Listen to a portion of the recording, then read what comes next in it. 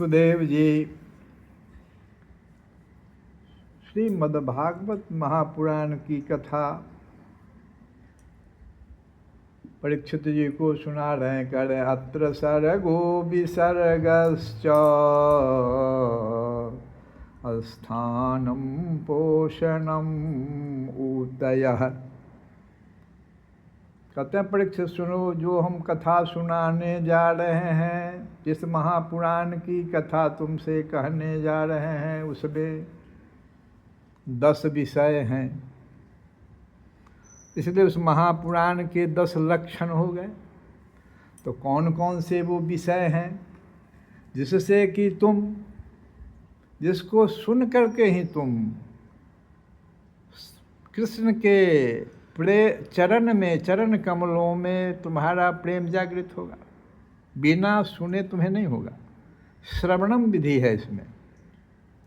आप सुनिएगा कानों से। भगवान का जो ये वांगमय विग्रह है, शब्दमय विग्रह है, भगवान अपना स्वरूप शब्दमय बना दिए हैं श्रीमद् भागवत में। तो वो आपके कानों के छिद्र के द्वारा हृदय तक पहुंच जाएगा। और वहाँ जो 6 चोर 6 लुटेरे बैठे हुए हैं, काम क्रोध लोभ मोह मद मत्सर, वो घर बना के बैठे हुए हैं। आप सुनते नहीं। जैसे आप किसी घर में नहीं जाइए, नहीं रहिए, तो कौन आएगा उसमें बैठेगा? भूत प्रेत चोर चुहार ही समझ जाएगा। ठीक वही बात हो गई है।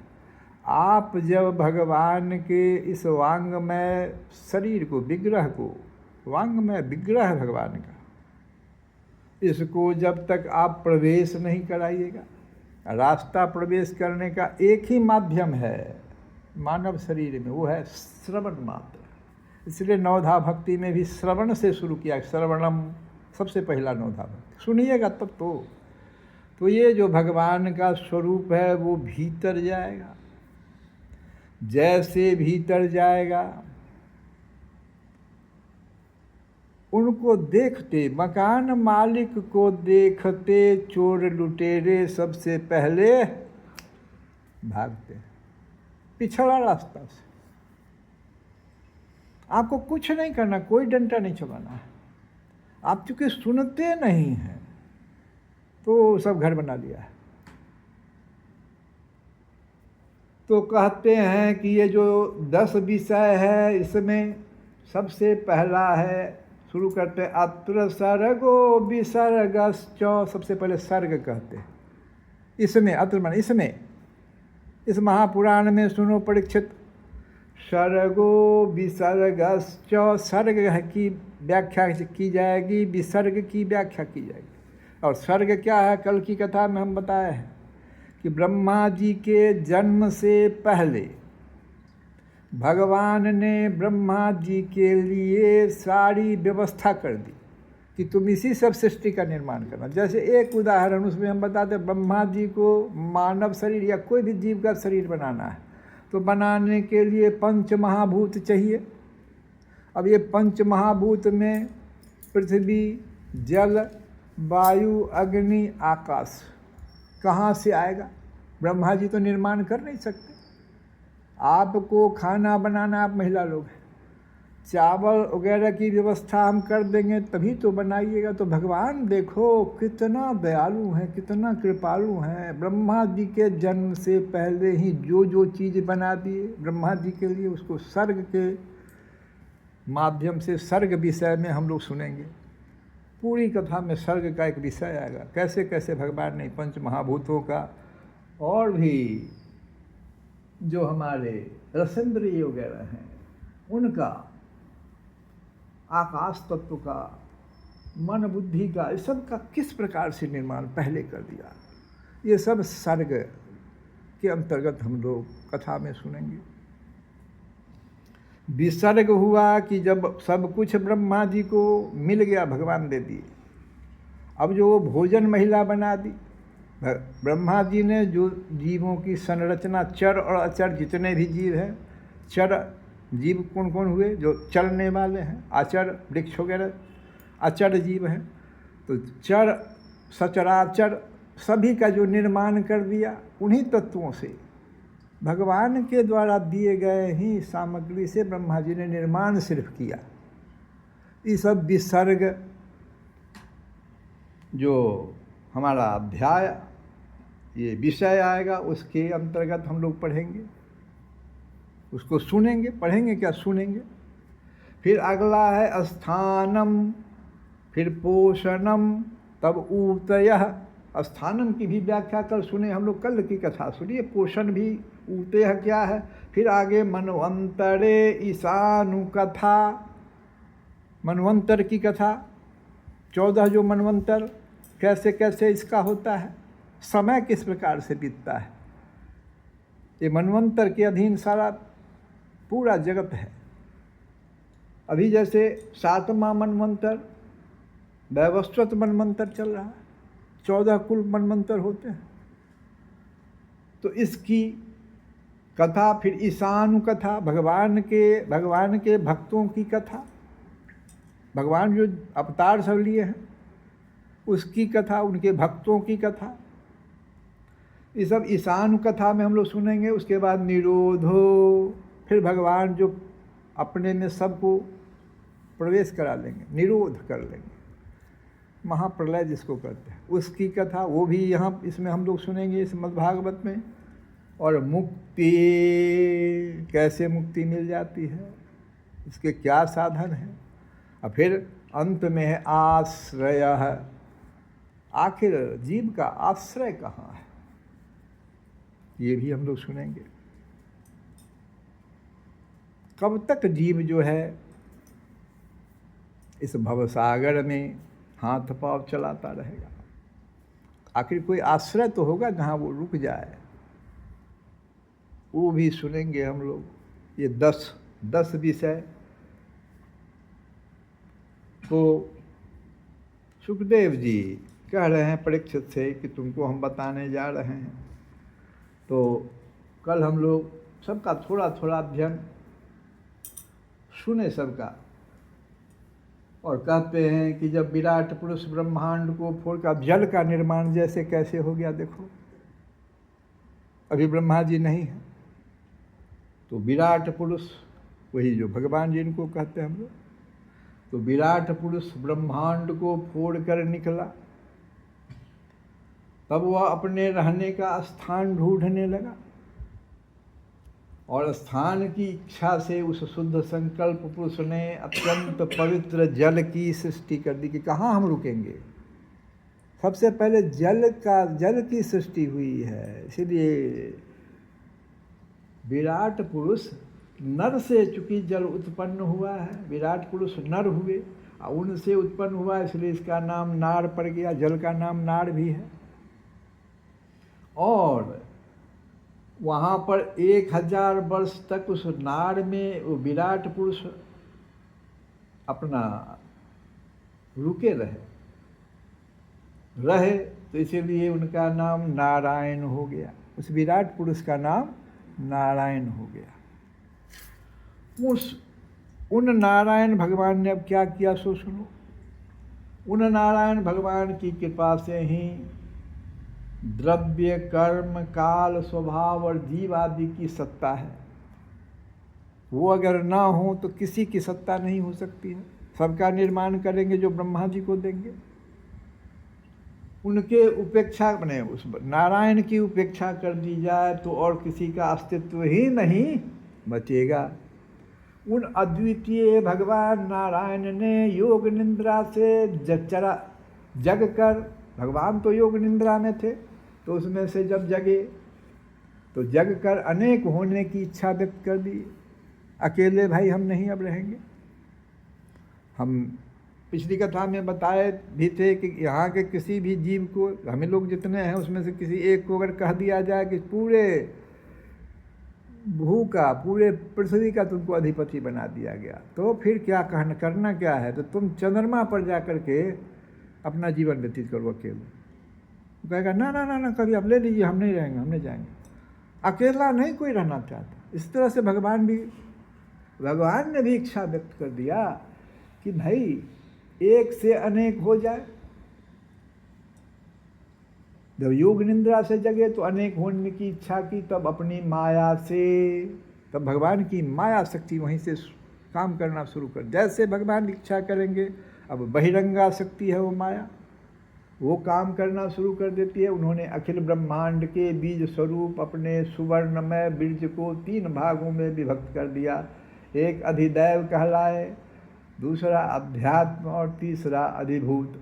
परीक्षित, विराट पुरुष का एक ही बीज 3 भागों में कैसे विभक्त हुआ, सो अब सुनिए।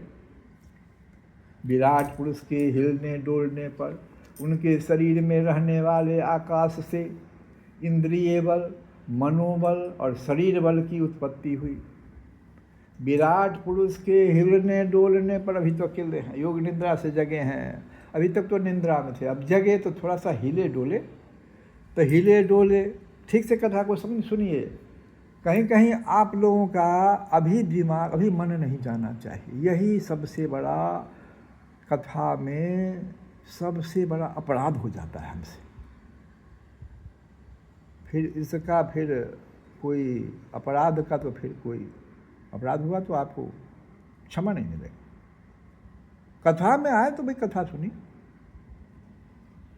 हिलने डोलने पर विराट पुरुष के उनके शरीर में रहने वाले आकाश से इंद्रिय बल, मनोबल और शरीर बल की उत्पत्ति हुई। उनसे इन सब का राजा, अब इन सबों का राजा कौन हुआ भाई? इंद्रिय बल हुआ, मनोबल और शरीर बल, इस तीनों का राजा हुआ प्राण। प्राण शक्ति से ही तो ये तीनों चलता है। तो इन सब का राजा उत्पन्न हुआ।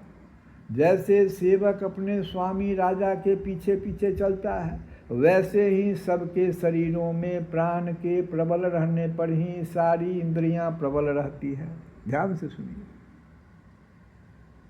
और जब वह सुस्त प्राण सुस्त पड़ जाता है, तब सारी इंद्रियां भी सुस्त हो जाती है। जब प्राण जोर से आने जाने लगा, तब विराट पुरुष को भूख प्यास का अनुभव हुआ। खाने पीने की इच्छा करते ही सबसे पहले उनके शरीर में मुख प्रकट हो गया। मुख से तालु और तालु से रसेंद्रिय प्रकट हुई। अब ये देखो कैसे हमारा कर्मेंद्रिय और ज्ञानेंद्रियों का और रसेंद्रियों का किस प्रकार से निर्माण हो रहा है। अभी ब्रह्मा जी नहीं आए, ये सब सर्ग के अंतर्गत हम लोग सुन रहे हैं। तो जब विराट पुरुष का प्राण जोर जोर से चलने लगा, तब विराट पुरुष को भूख लग गई, प्यास का अनुभव हुआ। खाने पीने की इच्छा करते ही सबसे पहले उनके शरीर में मुख प्रकट हुआ। मुख से तालु और तालु से रसेंद्रिय प्रकट हुई। हमको लगता है गर्भ में भी शायद शिशु इसी प्रकार से शिशु का निर्माण होता है। वो अंडा विराट पुरुष, वो किस प्रकार से निर्माण शुरू होता है।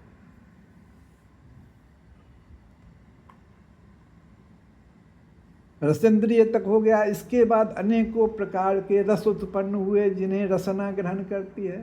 जब उनकी इच्छा बोलने की हुई, तब वाक इंद्रिय, उसके अधिष्ठात्री देवता अग्नि, और उनका विषय है बोलना। सब जगह 3 आवेंगे। एक तो जो वाक इंद्रिय हुआ, उसके फिर कोई देवता होंगे, अधिष्ठात्री देवता। किसी को अगर बोलने में बच्चे को दिक्कत है, बोली में थोड़ा तुतरापन या कुछ याद बोल निकल ही नहीं पाता है, तो समझ जाओ उसके अधिष्ठात्री देवता अग्नि अप्रसन्न, उस प्रसन्न नहीं है, इसलिए उसके साथ ऐसा हुआ। तो उसके अधिष्ठात्री देवता अग्नि हुए और उनका विषय बोलना है। ये तीनों प्रकट हो गए। इसके बाद बहुत दिनों तक उस जल में ही वे रुके रहे। श्वास के वेग से नासिका छिद्र प्रकट हो गए। जब उन्हें सूंघने की इच्छा हुई, तब उनकी नाक घ्राणेन्द्रिय आकर बैठ गई। और उसके देवता, आप देखो नाक के देवता, जैसे वाक के देवता अग्नि, तो नाक के देवता, उसके देवता गंध को फैलाने वाले वायुदेव प्रकट हो गए। तो अग्नि प्रकट हुई, जल के बाद अग्नि, अब वायु, अभी तक पृथ्वी नहीं।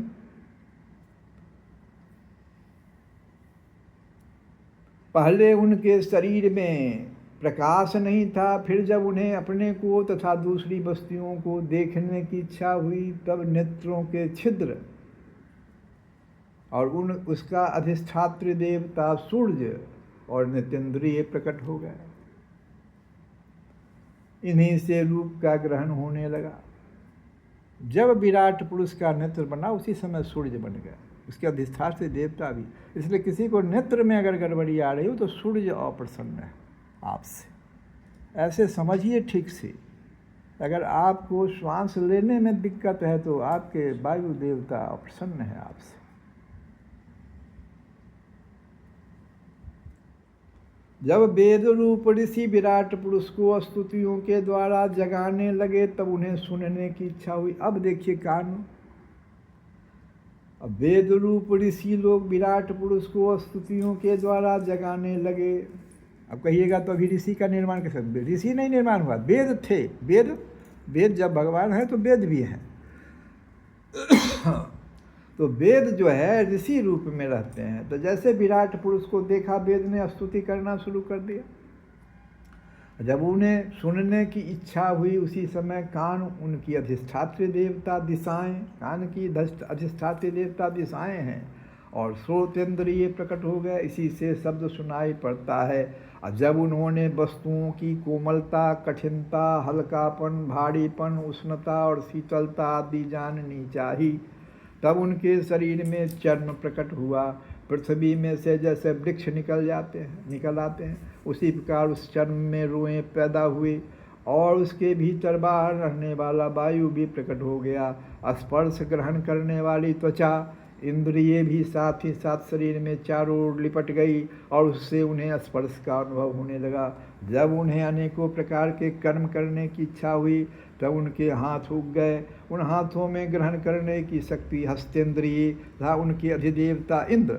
हाथ में कोई अगर आपको दिक्कत आ रही हो, हाथ में रोग हो गया हो, हाथ काम नहीं, लकवाग्रस्त होने जा रहा है, आपके उसके देवता इंद्र हैं। इंद्र आपसे प्रसन्न नहीं है।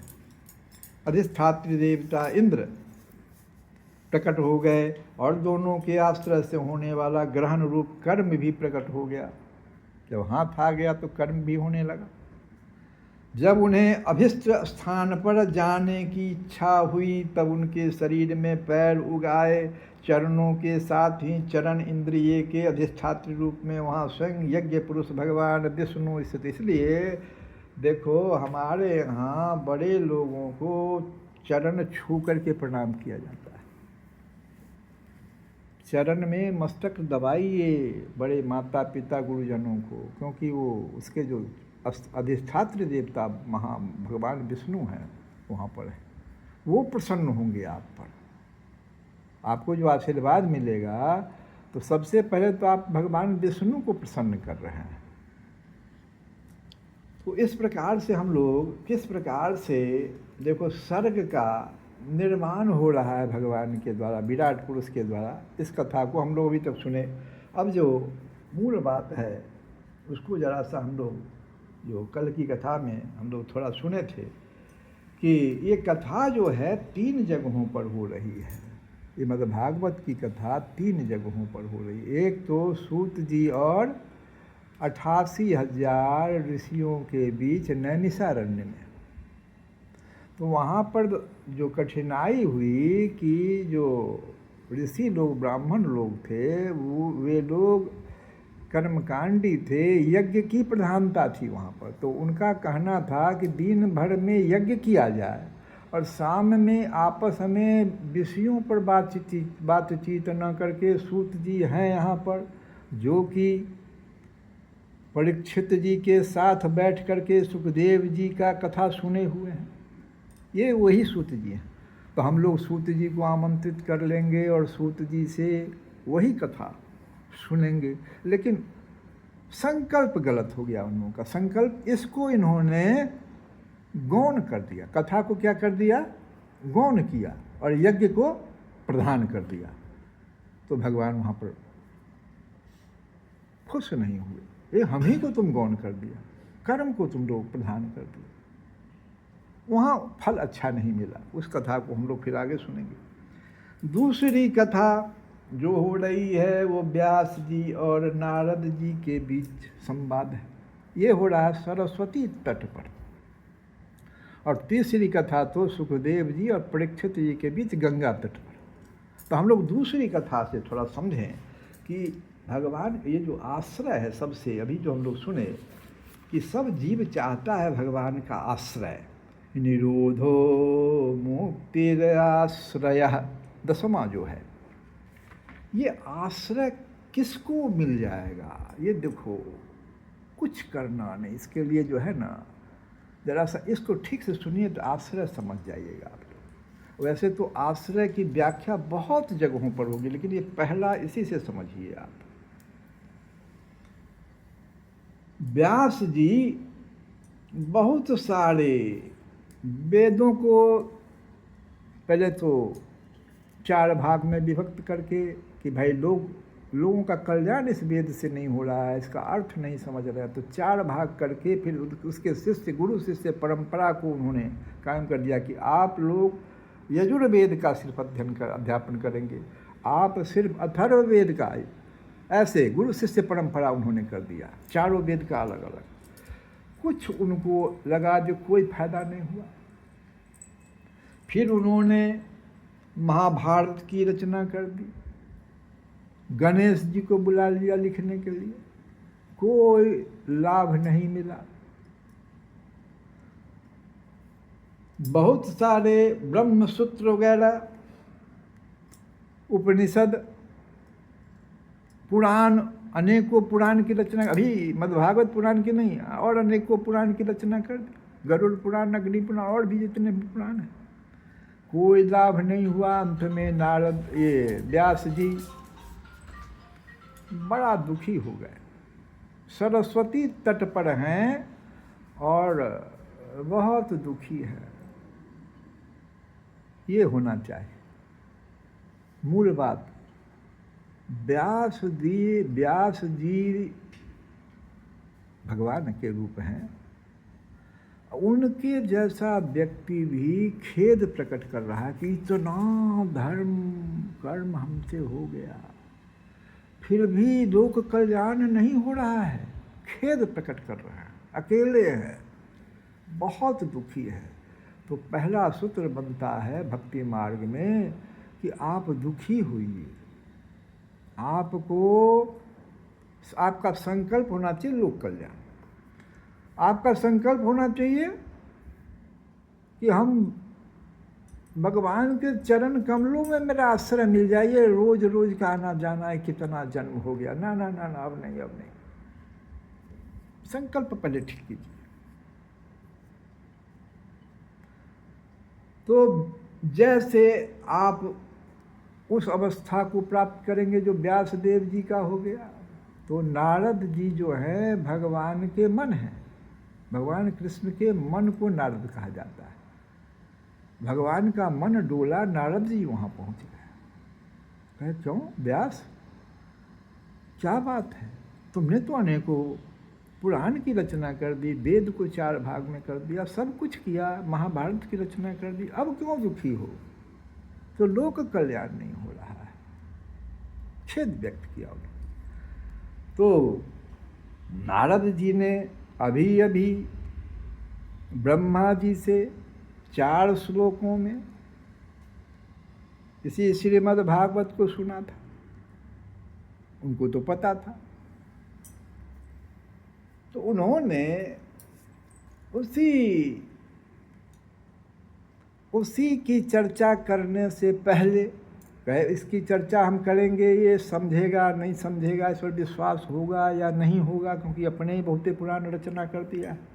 तो उन्होंने अपनी कथा सुना दी, नारद जी ने अपनी कथा सुनाई। अब सुनो इसमें क्या रहस्य है, ये रहस्य हो गया।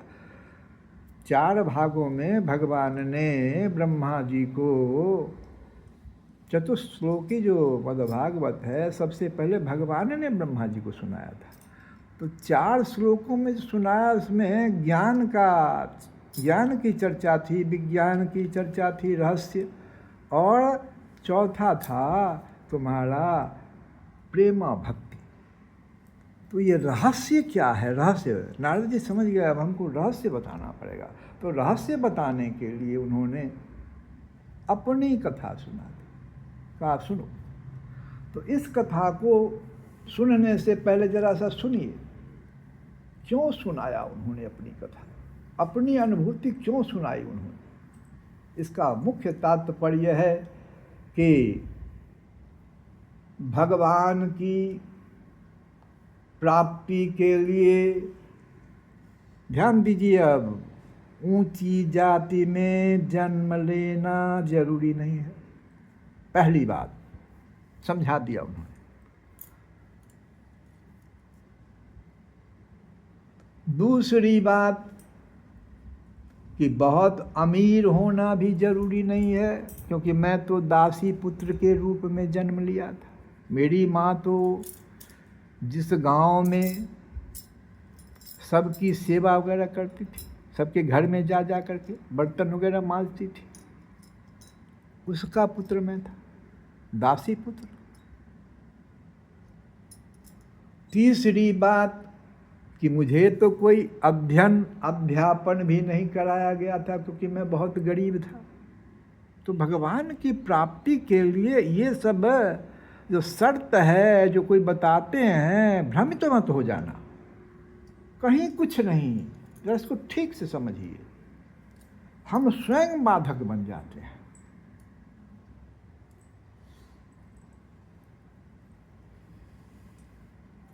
दूसरे के यहाँ माँ जो है कार्य करके पेट का भरण पोषण करती थी और मेरा पालन भी करती थी, और इतना ही कार्य जो श्रद्धा पूर्वक नारद जी की माँ करती थी, और नारद जी पीछे पीछे लगे रहते थे। अभी 5 साल के ही हुए होंगे। तो ईश्वर की एक दिन कृपा हो गई। देखो, अब कृपा होती है, यहीं पर से कृपा होती है। और ईश्वर की कृपा हुई, चातुर्मास का समय आए। वर्षा काल में 4 महीना का जो समय आता है, चातुर्मास कहते हैं। बड़े बड़े संतों का, सिद्ध संतों का उस गांव में आगमन हो गया जहां इनकी माँ सेवा करती थी। वो लोग वहीं रुक गए कि हम 4 महीना अब यहीं रहेंगे। तो गांव के लोग क्या किए, माँ को तो सेवा में जो लगना था वो लगा ही दिए, और बच्चे को भी जा कर के संतों के सामने कह दिए कि ये बच्चा भी कुछ आपकी सेवा शुश्रूषा कर देगा, कुछ फूल वगैरह ला देगा, कुछ इस तरह का कार्य हो तो इसको भी कहिएगा। तो बड़े बुजुर्गों का आशीर्वाद, गांव के बड़े बुजुर्गों का आशीर्वाद प्राप्त हो गया, संत से मिला दिया। संत मिल गया, सत्संग मिलने लगा, क्योंकि चातुर्मास चल रहा था, सत्संग रोज होता था, सत्संग मिलने लगा, संतों की कृपा प्राप्त हो गई। कितना बड़ा परिवर्तन हुआ। कोई पढ़ा लिखा नारद जी नहीं, कोई स्कूल में नहीं गया। भगवान की कृपा देखो, अहत की कृपा इसको कहते हैं। संतों की सेवा में श्रद्धा विश्वास से लग गए, वाणी का दुरुपयोग रुक गया। ये हमारा वाणी जो है ना, बड़ा दुरुपयोग हो जाता है, इससे बड़ा अपराध होता है रोज।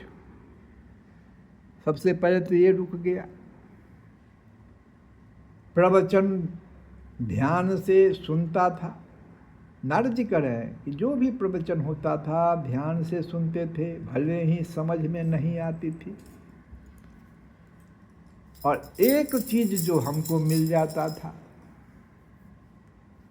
संतों को जब भोजन परोस दिया जाता था तो भोजन के पत्तल में छोड़ा हुआ जो प्रसाद जिसको कहो,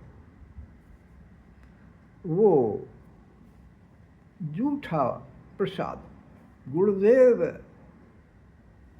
के द्वारा छोड़ा हुआ, संतों के द्वारा उस पत्तल पर छोड़ा हुआ जूठा वो प्रसाद ग्रहण करने को मिल जाता था।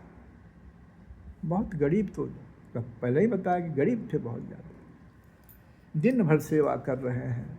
भोजन का समय भी निर्धारित था ना, जब संत कर लेंगे तब तुमको मिलेगा। तो भगवान गीता में कहते हैं कि देखो ये प्रसाद क्या है, अर्जुन से अब कह रहा है, इस प्रसाद को समझिए। अब आप इतना चीज़ अगर समझ गए कि भगवान की प्राप्ति में ये सब चीज़ अगर आपको मिल जाए,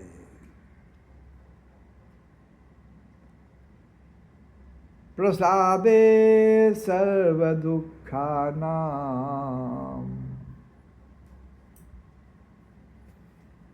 प्रसादे सर्वदुःखानां हानिरस्थोपजायते, प्रसन्नचेतसो ह्याशो बुद्धिः परिअवतिष्ठते।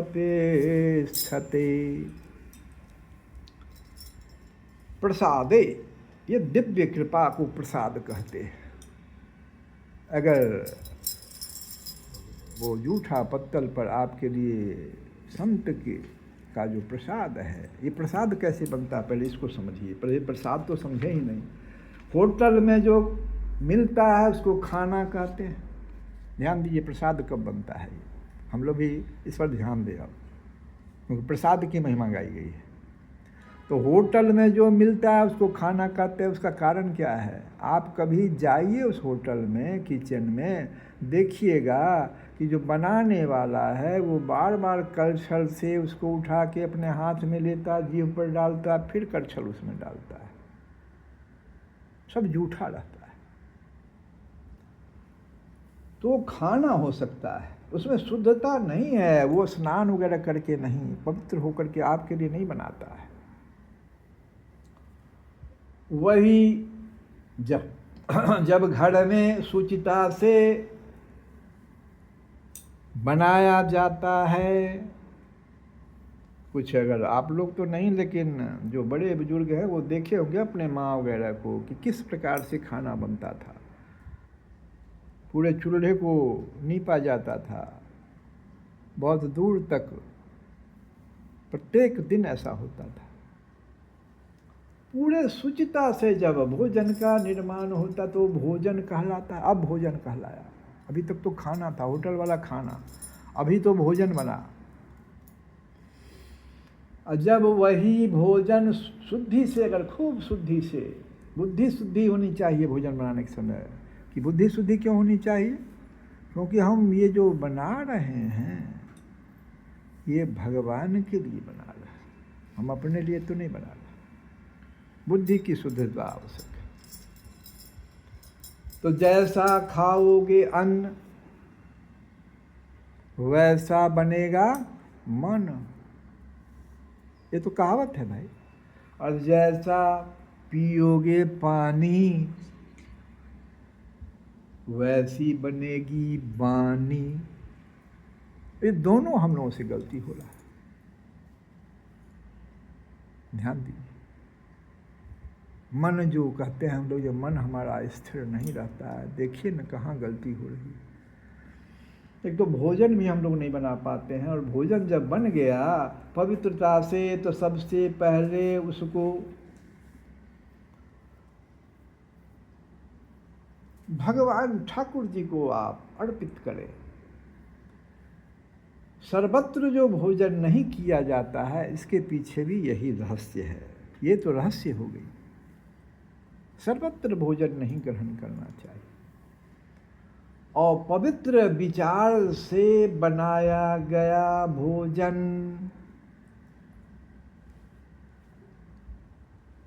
कृष्ण भावा भावित नहीं होने देता है, काम भावा भावित कर देता है। हमारे अंतःकरण को काम भावा भावित कर, दूषित कर देता है।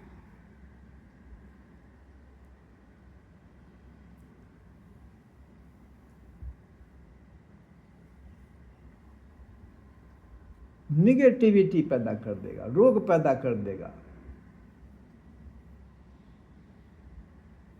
अगर मन में भोजन बनाते समय यह विचार आवे कि ठाकुर जी के लिए बना रहे हैं, अब देखो अब क्या होगा। जैसे ये विचार आएगा, आप तो सबसे पहले पूरा शुद्धता रखिएगा। अब वो भोजन नहीं कहलाएगा, अमनिया कहेगा। अमनिया का निर्माण कर रहे हैं हम। आप जाइए बड़े बड़े संतों के ठाकुरबाड़ी वगैरह में कभी जाने की, तो वहाँ पर सुनिएगा कि अमनिया हम लोग कर रहे हैं, अमनिया, अमनिया का निर्माण कर रहे हैं। और अमनिया जब अर्पित कर दिया जाएगा तो वो नैवेद्य कहलाएगा। अर्पित करने के समय नैवेद्य हो गया, और नैवेद्य जब ठाकुर जी को अर्पित कर दिया गया तो अब वो प्रसाद कहलाएगा। अब आया प्रसाद। लेकिन यहाँ तो महाप्रसाद जो नारद जी को प्राप्त हो रहा था वो संतों के द्वारा जो छोड़ा गया जूठल है। तो जब यही प्रसाद, अब जो प्रसाद बन गया ठाकुर जी को जब अर्पित कर दिया आपने, तो अभी आपको नहीं प्रसाद ग्रहण नहीं करना। पहले गौ को, ब्राह्मण को अगर सामने आ जाए तो गौ को, ब्राह्मण को, संत को खिलाओ, अब वो बन जाएगा महाप्रसाद। उसको आप खाइए, उसको ग्रहण कीजिए। देखिए तो आपके कितना बड़ा परिवर्तन होता। तो नारद जी यही बात कह रहे हैं कि देखो जब मैंने उस महाप्रसाद को ग्रहण किया, संत लोग अब जा रहे हैं, 4 महीना बीत गया। नारद जी को तो उस महाप्रसाद के खाने के बाद जब सत्संग में जाते थे, उतना छोटा बालक, कहते थे जब कीर्तन होने लगता था तो मैं खड़ा होकर नाचने लगता था। ऐसा परिवर्तन हुआ, नारद जी कह रहे हैं। और जब संत जाने लगे तो बड़ी रोते हुए, बहुत रोते हुए उन्होंने संतों का चरण पकड़ लिया, कहा कि मैं भी आपके साथ अब जाऊंगा। तो संत ने क्या कहा सो सुनो। अंतःकरण तो नारद जी का पवित्र हो गया है, तो कथा में भी रस आने लगा। कृष्ण कथा सुनने पर कृष्ण से प्रेम भी हो गया। जब आप श्रवण कीजिएगा, श्रवण के बाद कीर्तन भी करने लगे थे। अब उसका अगला जो स्वरूप है वो क्या है कि कृष्ण में प्रेम होने लगा। यही हुआ प्रेमा भक्ति, उसका उदय हो गया। संत मिलन सम सुख जग नाही, नारद जी को प्रभाव पड़ गया। और संत कह दिए कि देखो तुम जाने की बात मत करो। क्यों? क्योंकि तुम्हारी माँ अकेली हो जाएगी। तो फिर आपने जो कहा था कि जाके प्रिय न राम बैदेही, तजिए ताहि कोटि बैरी सम, यद्यपि परम स्नेही। ये तो आपने कहा, कथा में हम सुने हैं। फिर हमसे क्यों कहते हैं कि नहीं जाना है? तो संतों ने कहा ये बच्चा तो बहुत आगे बढ़ गया है। मन में सोचा तो उन्होंने कहा कि अच्छा एक काम करो, जब तक माँ तुम्हारी है, चूंकि अकेले है, तुम कर्तव्य कर्म को छोड़ो मत, तुम भजन करो घर पे रह के, भगवान की कृपा होगी, तुमको भगवान प्राप्त हो जाए। जाओ, आशीर्वाद दिया। तो संतों से आशीर्वाद चरण पकड़ने के समय यहाँ फिर दूसरा, तीसरा, चौथा कई वो सूत्र न बन गया। ये नहीं कहना चाहिए संतों कि आप हमारे माथा पर हाथ देकर के, आप उस तरह का सेवा कीजिए ना भाई कि उनके मुख से निकल जाए। आप बड़े बुजुर्गों का इस प्रकार से सेवा कीजिए ना, जबरदस्ती कहते हैं हमको ये दे दीजिए, आप नहीं फलीभूत होता है। आपके सेवा में त्रुटि है। और देखो ठीक कृपा हो गई, सर पाया, मैया को डस लिया, घर से निकल गए। अभी छोटे से बच्चे हैं, और अश्वत्थ पेड़ के नीचे, जिसको पीपल का पेड़ भी कहते हैं, पीपल का पेड़ अश्वत्थ का पेड़ कहलाता, उसके नीचे बैठ के जोड़ जोड़ से कृष्ण मिलन की ये जो व्यास भगवान को सुना रहे हैं ना कथा, तो कह जैसे तुम्हारी जिज्ञासा इतनी जो अभी प्रबल हो गई, ऐसे मेरी जिज्ञासा उस समय। तो भगवान की प्राप्ति में जिज्ञासा प्रबल प्रथम सीढ़ी है। आपकी जिज्ञासा बन जानी चाहिए। अंतःकरण कृष्णाकारा कारित हो गया था, और यहीं से भगवान का हृदय में नारद जी के हृदय में भगवान का आगमन हो गया। ये पहला जन्माष्टमी हो गया। अभी कितना जन्माष्टमी होगा? पहली कथा में भगवान का देखो जन्माष्टमी। जन्म भगवान चुने नारद जी का हृदय स्थल। किस नारद का? जो दासी पुत्र है, छोटा सा बच्चा।